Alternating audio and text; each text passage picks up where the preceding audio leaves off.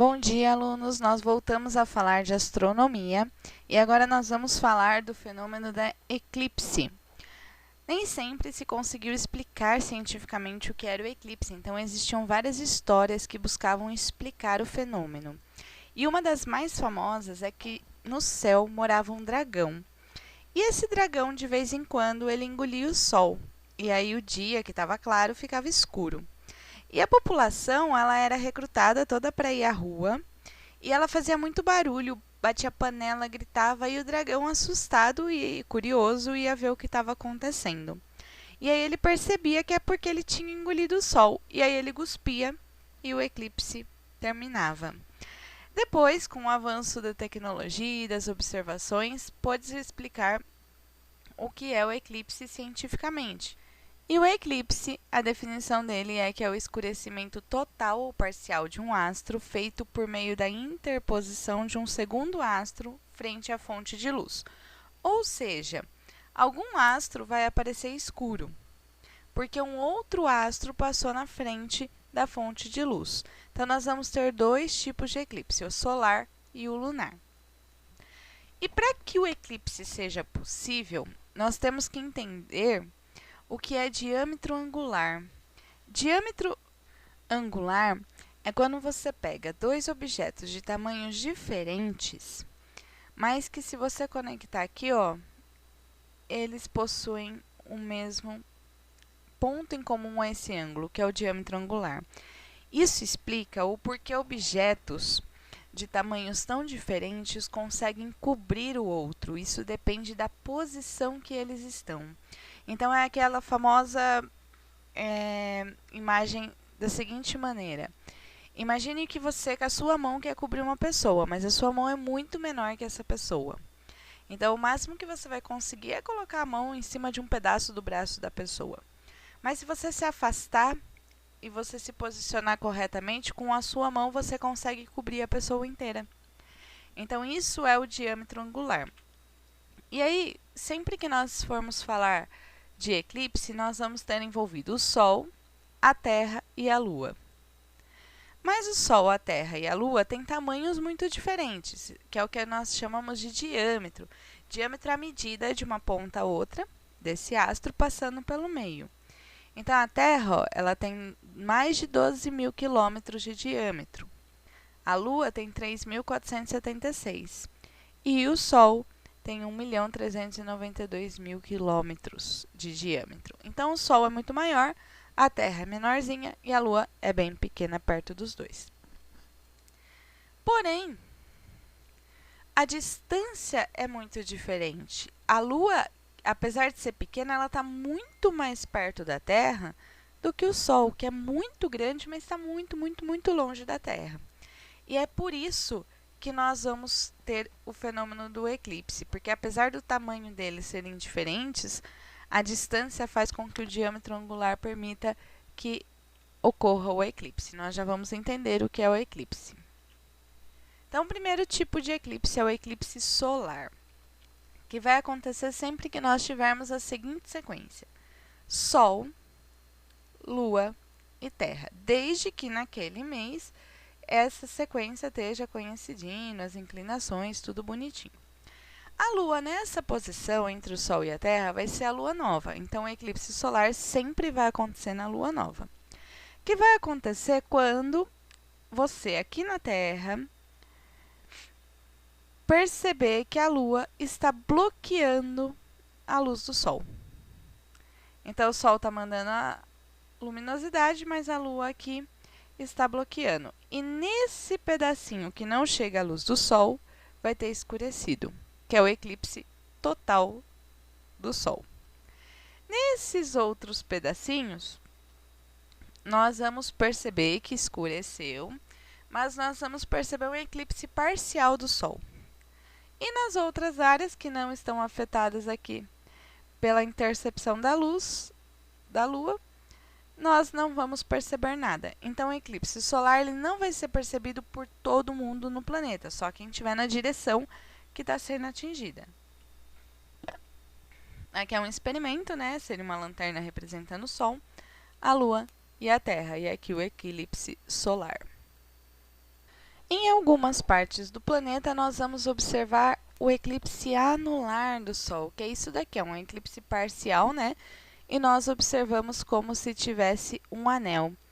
Somente vai ser possível observar o eclipse solar na região da superfície terrestre que está exatamente no alinhamento Sol, Lua e Terra.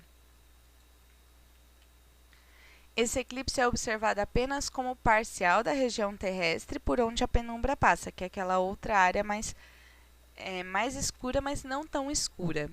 E no resto não se observa.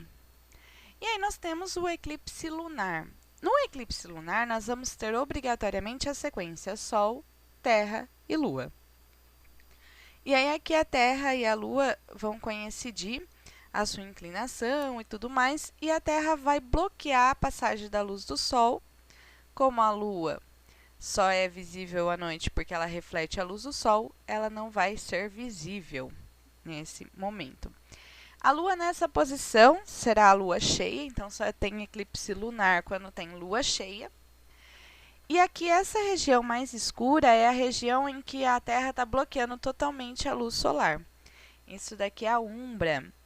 E aqui, essa região azul mais clarinha, é a área que está parcialmente bloqueada à luz solar, que é a penumbra.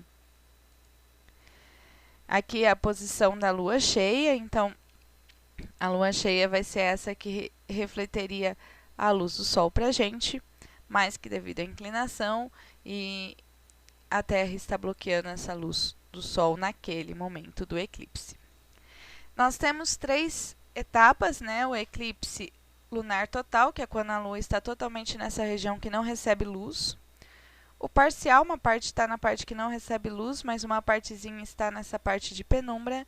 E o penumbral, que é essa parte que recebe pouquinha luz. Gente, imagina penumbra e umbra da seguinte forma. Umbra é quando o seu quarto está totalmente escuro, não tem fonte de luz nenhuma. E penumbra é o seu quarto escuro com aquele abajurzinho fraco no canto ligado. É isto. Aqui nós temos, então, o esquema mostrando a intercepção desse raio solar aqui pela Terra. E aqui, novamente, um esquema, essa região que está totalmente bloqueada à luz do Sol, e aqui a penumbra. E o resto não. Esse aqui, gente, vai ser visível para todas as pessoas da Terra, né? Que esteja no período aqui da noite, porque é uma lua só. Naquele local é visível por todos, porém, se o tempo estiver nublado, se estiver chovendo, muitas nuvens, isso vai ter uma visualização prejudicada do eclipse. A Lua não é totalmente obscurecida em virtude da luz solar ser espalhada pela atmosfera da Terra, podendo ser vista com uma coloração avermelhada em função do avermelhamento intenso da luz pela atmosfera do nosso planeta.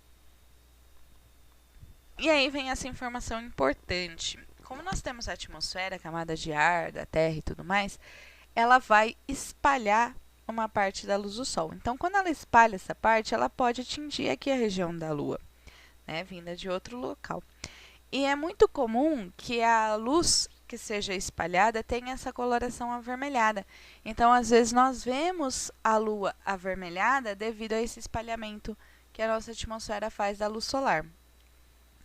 Pessoal, aqui comparando os dois, então, o eclipse do Sol, Sol, Lua e Terra, e o eclipse da Lua, Sol, Terra e Lua.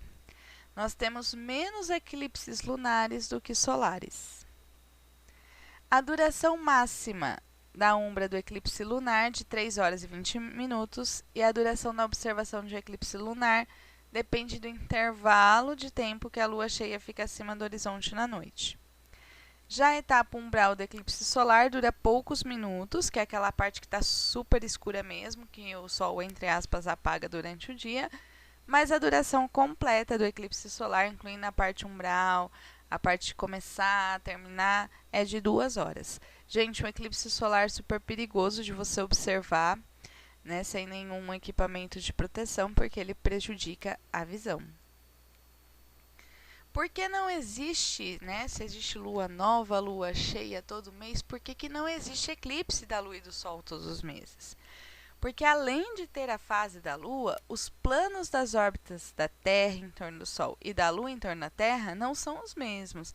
A inclinaçãozinha tem que estar exatamente certa, tem que estar tudo muito coincidindo para que essa luz seja interceptada.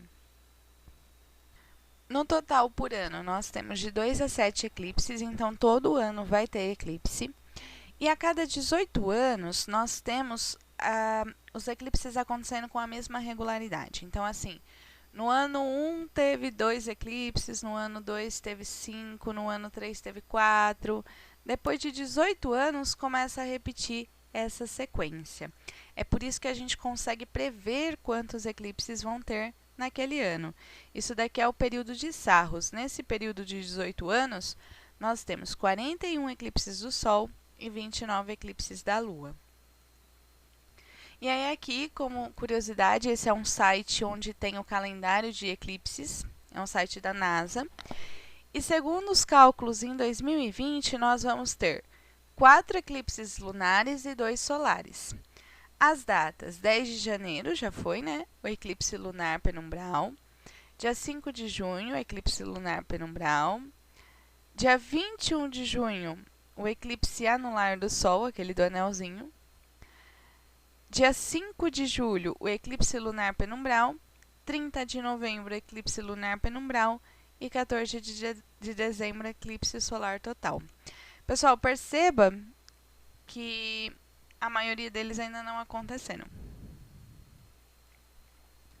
E aí aqui nós vamos falar um pouquinho de alguns fenômenos que despertam curiosidade nas pessoas, que é a lua de sangue, essa imagem bonita aqui que a lua fica avermelhada. A lua avermelhada, na verdade, esse fenômeno acontece quando há um eclipse lunar durante a superlua. Então tem que coincidir duas coisas.